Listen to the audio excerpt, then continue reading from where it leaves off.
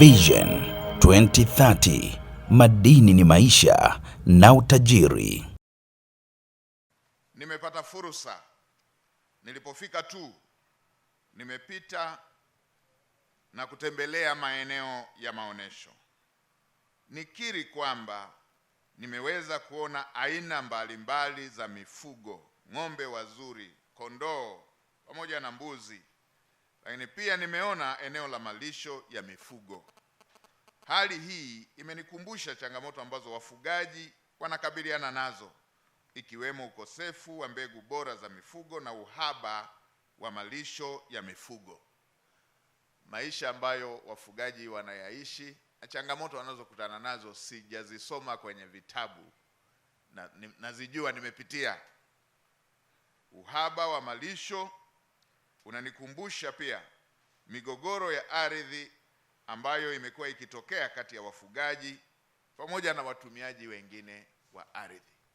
Nimeyaona haya, nimeyashuhudia haya, lakini pia ni mambo ambayo yanatishia undugu wetu kama Watanzania. Kwa malisho niliyoyaona leo hapa,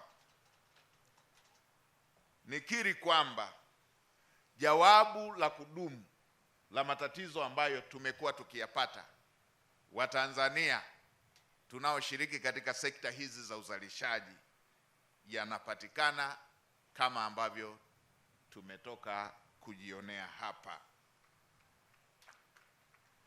Suala la kuongeza hamasa katika upatikanaji wa malisho halikuepeki.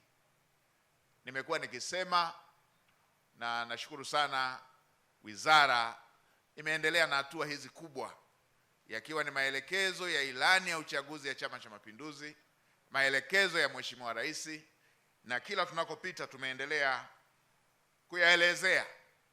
Nimesema kwamba suluhisho la migogoro ya kugombania matumizi ya ardhi ambayo inazidi kushindaniwa sio kuchukiana, wala sio kupigana, wala sio kuwekeana uadui, bali ni kupata jawabu la kudumu ambalo leo tumeonyeshwa hapa na wataalamu wetu, lakini na wazoefu ambao wameshafanya katika nchi zao, lakini pia katika ranchi ambazo tumetoka kutajiwa zilizopo ndani ya nchi yetu. Nitoe rai kwa wafugaji wote kutumia maonesho haya kujifunza na kuanza kuwekeza katika kilimo cha malisho ili kuleta tija zaidi katika mazao ya mifugo, lakini pia ili tuweze kuepukana na changamoto ambazo tumekuwa tukizipata.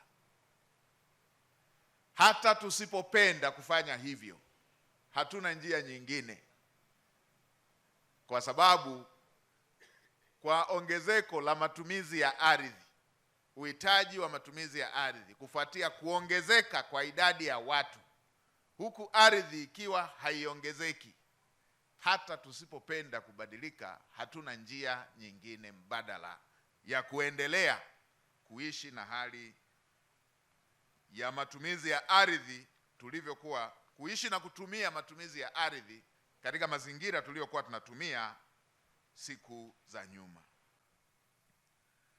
Nitoe rai kwa wadau wote wa mifugo kutumia fursa ya maonesho haya kujifunza kuhusu matumizi ya teknolojia za kisasa za ufugaji ili kuongeza uzalishaji, kuuza na kununua mifugo bora kwenye minada inayoambatana na maonesho haya. Ninachokisema kwa ufupi ni nini? Kwamba maonesho haya na hiki ambacho tumekiona kwenye maonesho ndio uwe utaratibu wa maisha. Tusiwe na bidhaa kwa ajili tu ya maonesho. Bidhaa za aina hii ndio ziwe bidhaa za kila siku kwenye maisha yetu.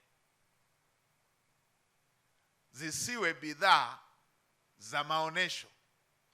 Tukifikia hatua hii kwamba uzalishaji wetu kwenye mifugo ni wa aina hii ya bidhaa hizi tunazoziona hapa leo, Tanzania inatosha kuwa mzalishaji na muuzaji wa mazao ya mifugo bora duniani.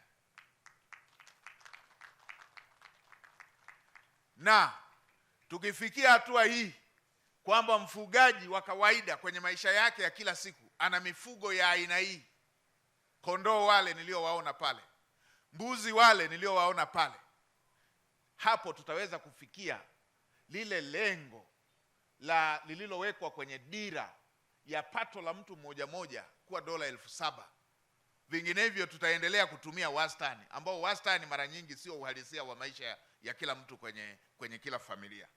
Tukiwa na mazao ya aina hii tutafikia kwa uhalisia kipato cha aina hiyo kwa kila Mtanzania, na hapo tutakuwa tumewezesha pia sekta zingine kupiga hatua. Kama mnavyojua, sekta moja inavyopiga hatua inawezesha pia na sekta nyingine kupiga hatua. Hivi tunavyofanya sasa, anakwama mfugaji, na kwa kukwama mfugaji anamkwamisha na mkulima.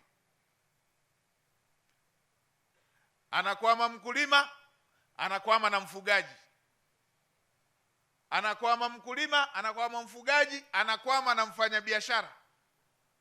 Kwa hiyo mnaona muunganiko huu kwamba ili tuweze kuwakwamua wote hawa, lazima kila sekta ipige hatua, tena ifanye mageuzi ya uzalishaji katika sekta husika.